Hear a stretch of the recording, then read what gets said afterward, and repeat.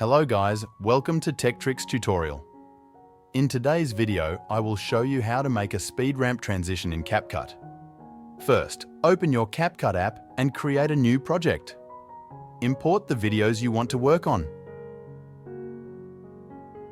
It doesn't matter what the videos are, they can be from your holidays, selfies, or anything else.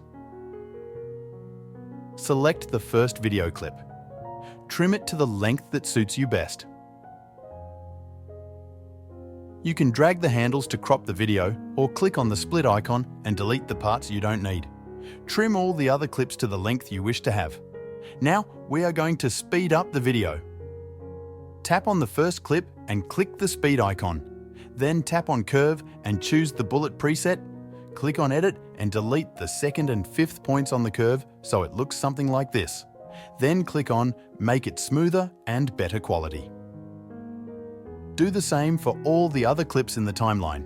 When you're done, click on one of the white squares between the clips to choose a transition.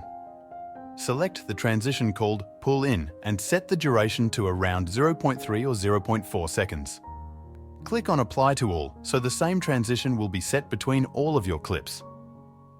Now, we need to add background music and sound effects. Click on the audio icon, then Sounds.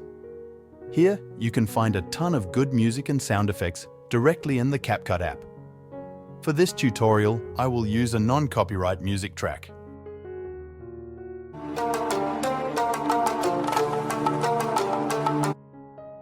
In the end, you should get something like this. If this tutorial helped you, make sure to like and subscribe. If you have any questions or suggestions for future tutorials, let me know in the comments. Thanks for watching and see you in the next tutorial.